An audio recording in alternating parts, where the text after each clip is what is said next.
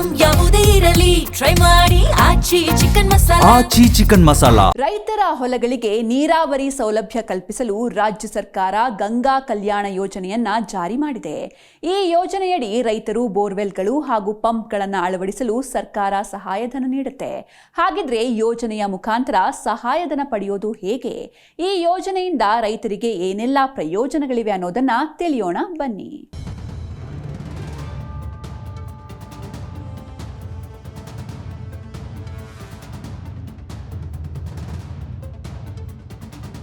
ಗಂಗಾ ಕಲ್ಯಾಣ ಯೋಜನೆಯು ಸಂಪೂರ್ಣ ಸಬ್ಸಿಡಿ ಯೋಜನೆ ಆಗಿದ್ದು, ಗ್ರಾಮೀಣ ಪ್ರದೇಶಗಳಲ್ಲಿ ವಾಸಿಸುವ ಅಲ್ಪಸಂಖ್ಯಾತರು ಮತ್ತು ಸಣ್ಣ ರೈತರಿಗೆ ಬೋರ್ವೆಲ್ಗಳು, ಪಂಪ್ಗಳು ಮತ್ತು ವಿದ್ಯುದೀಕರಣವನ್ನು ಒದಗಿಸಲಾಗುತ್ತೆ. ಅಲ್ಪಸಂಖ್ಯಾತ ಸಮುದಾಯಗಳಿಗೆ ಸೇರಿದ ವ್ಯಕ್ತಿಗಳು ಮತ್ತು ಫಲಾನುಭವಿಗಳ ಗುಂಪುಗಳಿಗೆ ಅಂತರ್ಜಲವನ್ನು ಬೋರ್ವೆಲ್ಗಳು ಮತ್ತು ಕೊಳವೆ ಬಾವಿಗಳು ಬಳಸಿಕೊಳ್ಳುವ ಮೂಲಕ ನೀರಾವರಿ ಒದಗಿಸುವುದು ಈ ಯೋಜನೆಯ ಉದ್ದೇಶವಾಗಿದೆ. ವೈಯಕ್ತಿಕ ಬೋರ್ವೆಲ್ಗಾಗಿ ಸರ್ಕಾರವು ಬೆಂಗಳೂರು ಗ್ರಾಮಾಂತರ, ಕೋಲಾರ, ಚಿಕ್ಕಬಳ್ಳಾಪುರ, ರಾಮನಗರ ಮತ್ತು ತುಮಕೂರು ಜಿಲ್ಲೆಗಳಿಗೆ 3.75 ಲಕ್ಷ ರೂಪಾಯಿಗಳನ್ನು ಮತ್ತು ಇತರೆ ಜಿಲ್ಲೆಗಳಿಗೆ 2.25 ಲಕ್ಷ ರೂಪಾಯಿಗಳನ್ನು ನಿಗದಿಪಡಿಸಿದೆ.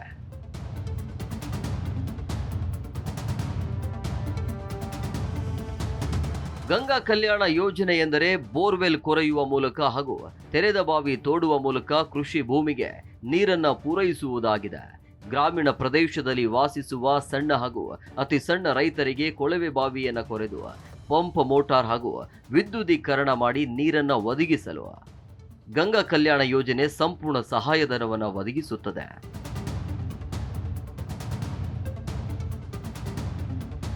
ಈ ಬೋರ್ವೆಲ್ಗಳ ಶಕ್ತಿ ವರ್ಧನೆಗಾಗಿ ಅರ್ಜಿಗಳನ್ನು ಇಂಧನ ಇಲಾಖೆಯ ವಿದ್ಯುತ್ ಸರಬರಾಜು ಕಂಪನಿ ಎಸ್ಕಾಂಗಳಲ್ಲಿ ಕರ್ನಾಟಕ ಅಲ್ಪಸಂಖ್ಯಾತ ಅಭಿವೃದ್ಧಿ ನಿಗಮ ನೋಂದಾಯಿಸುತ್ತದೆ.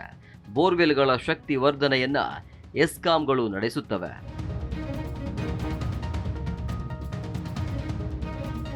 ಶಾಶ್ವತ ನೀರಿನ ಮೂಲವನ್ನ ಬಳಸಿಕೊಂಡು ಮತ್ತು ಪೈಪ್ಲೈನ್ಗಳ ಮೂಲಕ ನೀರನ್ನ ಎತ್ತುವ ಮೂಲಕ ಕೃಷಿ ಭೂಮಿಗೆ ನೀರಾವರಿ ಸೌಲಭ್ಯವನ್ನ ಒದಗಿಸಲಾಗುತ್ತೆ.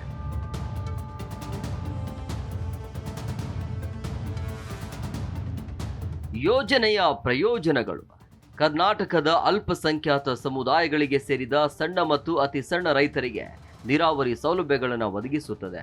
ರೈತರು ಬೋರ್ವೆಲ್ಗಳನ್ನು ಕೊರೆಯಲು ಅಥವಾ ತೆರೆದ ಬಾವಿಗಳನ್ನು ಕೊರೆಯಲು ಮತ್ತು ಪಂಪ್ ಸೆಟ್ಗಳು ಮತ್ತು ಪರಿಕರಗಳನ್ನು ಅಳವಡಿಸಲು 1.5 ಲಕ್ಷ ರೂಪಾಯಿಗಳಿಂದ 3 ಲಕ್ಷ ರೂಪಾಯಿಯವರೆಗೆ ಸಬ್ಸಿಡಿ ಪಡೆಯಬಹುದು. ಬೆಂಗಳೂರು ನಗರ, ಬೆಂಗಳೂರು ಗ್ರಾಮಾಂತರ, ರಾಮನಗರ, ಕೋಲಾರ, ಚಿಕ್ಕಬಳ್ಳಾಪುರ ಮತ್ತು ತುಮಕೂರು ಜಿಲ್ಲೆಗಳ ರೈತರಿಗೆ ಸಬ್ಸಿಡಿ ಹೆಚ್ಚಾಗಿದೆ. ಸಾರ್ವಕಾಲಿಕ ನೀರಿನ ಮೂಲಗಳು ಲಭ್ಯವಿಲ್ಲದಿದ್ದರೆ ಜಲಮೂಲಗಳಲ್ಲಿ ಬೋರ್ವೆಲ್ಗಳ ನಿರ್ಮಾಣಕ್ಕಾಗಿ ನಿಗಮವು ವ್ಯಕ್ತಿಗಳಿಗೆ ಸಾಲವನ್ನು ಒದಗಿಸುತ್ತದೆ.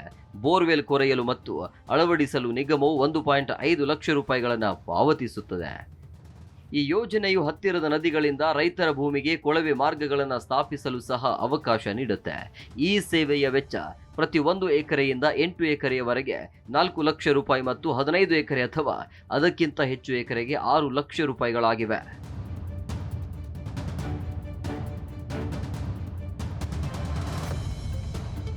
ಯೋಜನೆಯಲ್ಲಿ ಫಲಾನುಭವಿಗಳಿಗೆ ದೊರೆಯುವ ಸೌಲಭ್ಯಗಳು: ವೈಯಕ್ತಿಕ ನೀರಾವರಿ ಕೊಳವೆ ಬಾವಿ ಯೋಜನೆ.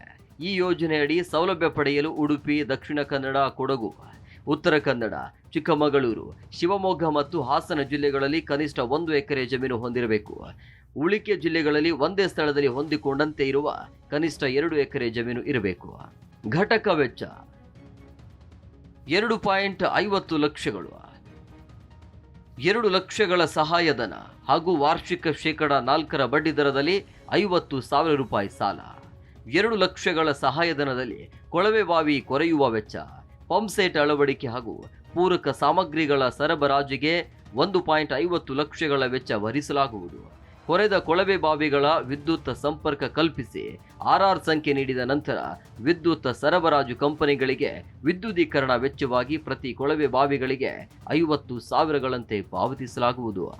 ಸಾಮೂಹಿಕ ನೀರಾವರಿ ಕೊಳವೆ ಬಾವಿ ಯೋಜನೆ ಪ್ರವರ್ಗ 1, 2A, 3A ಮತ್ತು 3Bಗೆ ಸೇರಿದ ಕನಿಷ್ಠ 3 ಜನ ಸಣ್ಣ ಮತ್ತು ಅತಿ ಸಣ್ಣ ರೈತರು ಹೊಂದಿರುವ 8 ಎಕರೆ ಮತ್ತು ಅದಕ್ಕಿಂತ ಹೆಚ್ಚಿನ ಜಮೀನಿಗೆ ಇದು ಅನ್ವಯಿಸಲಿದೆ.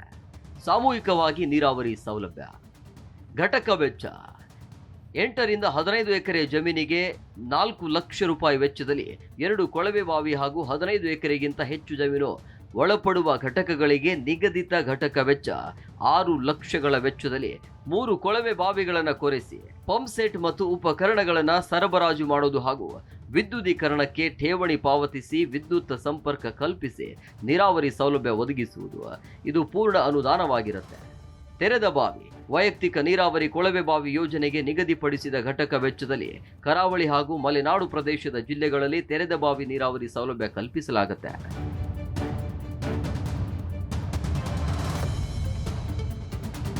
ಸಾಮೂಹಿಕ ಏತ ನೀರಾವರಿ ಯೋಜನೆ ಭೂಮಟ್ಟದಲ್ಲಿ ಶಾಶ್ವತವಾಗಿ ದೊರೆಯುವ ಜಲ ಸಂಪನ್ಮೂಲಗಳಾದ ನದಿ, ಕೆರೆ, ಹಳ್ಳ ಇವುಗಳಿಗೆ ಮೋಟಾರ್ ಅಳವಡಿಸಿ ಪೈಪ್ಲೈನ್ ಮೂಲಕ ಕೃಷಿ ಜಮೀನುಗಳಿಗೆ ನೀರಾವರಿ ಸೌಲಭ್ಯ ಕಲ್ಪಿಸಲಾಗುತ್ತೆ.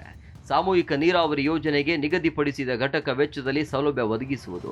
ಈ ಕಾರ್ಯಕ್ರಮಕ್ಕೆ ಆಯಾ ವಿಧಾನಸಭಾ ಕ್ಷೇತ್ರಕ್ಕೆ ನಿಗದಿಪಡಿಸಿದ ಆರ್ಥಿಕ ಗುರಿ ಅನ್ವಯ ಮೀಸಲಾತಿ ಅನುಪಾತ ಪ್ರವರ್ಗ 1 ಮತ್ತು 2A 70% ಪ್ರವರ್ಗ 3A ಮತ್ತು 3Bಗೆ 30%ರಂತೆ ವೈಯಕ್ತಿಕ ಸಾಮೂಹಿಕ ನೀರಾವರಿ ಘಟಕಗಳನ್ನು ಆಯ್ಕೆ ಮಾಡಿ ಸೌಲಭ್ಯ ಒದಗಿಸಲಾಗುತ್ತೆ.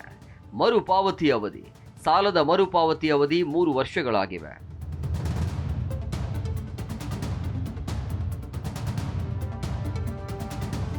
ಅರ್ಹತೆಗಳು, ಮಾನದಂಡಗಳು. ಅರ್ಜಿದಾರರು ಸಣ್ಣ ಅಥವಾ ಅತಿ ಸಣ್ಣ ರೈತರಾಗಿರಬೇಕು. ಹಿಂದುಳಿದ ವರ್ಗಗಳ ಪ್ರವರ್ಗ 1, 2A, 3A ಮತ್ತು 3B ಸೇರಿದವರಾಗಿದ್ದು ಸಣ್ಣ ಮತ್ತು ಅತಿ ಸಣ್ಣ ರೈತರಾಗಿರಬೇಕು. ಎಲ್ಲ ಮೂಲಗಳಿಂದ ಕುಟುಂಬದ ಆದಾಯವು ವಾರ್ಷಿಕ 96,000 ಒಳಗೆ ಇರಬೇಕು. ಪ್ರತಿಯೊಬ್ಬ ಫಲಾನುಭವಿಗೆ ಎಕರೆಗೆ 1 ಎಕರೆ 20 ಗುಂಟೆಯಿಂದ 5 ಎಕರೆ ಒಣ ಭೂಮಿ ಇರಬೇಕು. ಕೊಡಗು, ದಕ್ಷಿಣ ಕನ್ನಡ, ಉಡುಪಿ, ಉತ್ತರ ಕನ್ನಡ, ಚಿಕ್ಕಮಗಳೂರು, ಶಿವಮೊಗ್ಗ ಮತ್ತು ಹಾಸನದಂತಹ ಜಿಲ್ಲೆಗಳಲ್ಲಿ ಭೂಮಿಯ ಲಭ್ಯತೆ ತುಂಬಾ ಕಡಿಮೆ ಇರೋದ್ರಿಂದ ಕನಿಷ್ಠ ಭೂಮಿ 1 ಎಕರೆ ಇದ್ದರೆ ಸಾಕು.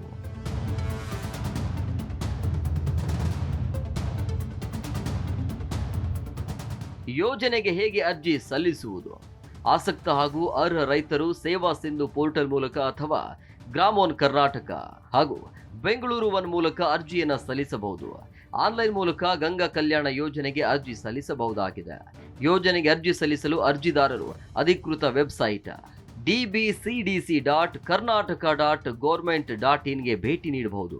ಖುದ್ದಾಗಿ ಸಲ್ಲಿಸಲು ಅರ್ಜಿ ನಮೂನೆಗಾಗಿ ಹತ್ತಿರದ ಸರ್ಕಾರಿ ಕಚೇರಿಯನ್ನು ಸಂಪರ್ಕಿಸಬೇಕು. ಅಲ್ಲಿಂದ ಅರ್ಜಿ ನಮೂನೆಯನ್ನು ಪಡೆದು ಭರ್ತಿ ಮಾಡಿದ ನಂತರ ನಿಮ್ಮ ಸಂಬಂಧಿತ ಜಿಲ್ಲೆಯನ್ನ ಆಯ್ಕೆ ಸಮಿತಿಗೆ ಸಲ್ಲಿಸಿ. ಯಾವ ನಿಗಮಗಳಿಂದ ಅರ್ಜಿ ಸಲ್ಲಿಸಬಹುದು? ಡಿ ದೇವರಾಜ ಅರಸು ಹಿಂದುಳಿದ ವರ್ಗಗಳ ಅಭಿವೃದ್ಧಿ ನಿಗಮ, ಅಲ್ಪಸಂಖ್ಯಾತರ ಅಭಿವೃದ್ಧಿ ನಿಗಮ, ಪರಿಶಿಷ್ಟ ಜಾತಿ ವರ್ಗಗಳ ಅಭಿವೃದ್ಧಿ ನಿಗಮ, ಕರ್ನಾಟಕ ವೀರಶೈವ ಲಿಂಗಾಯತ ಅಭಿವೃದ್ಧಿ ನಿಗಮ, ವಿಶ್ವಕರ್ಮ ಅಭಿವೃದ್ಧಿ ನಿಗಮ, ಉಪ್ಪಾರ ಅಭಿವೃದ್ಧಿ ನಿಗಮ, ಕರ್ನಾಟಕ ಆದಿ ಜಾಂಬವ ಅಭಿವೃದ್ಧಿ ನಿಗಮ, ಬೋವಿ ಸಮುದಾಯದ ಅಭಿವೃದ್ಧಿ ನಿಗಮದ ಸದಸ್ಯರು ಅರ್ಜಿಯನ್ನ ಸಲ್ಲಿಸಬಹುದು. Bureau report, G Kannada news.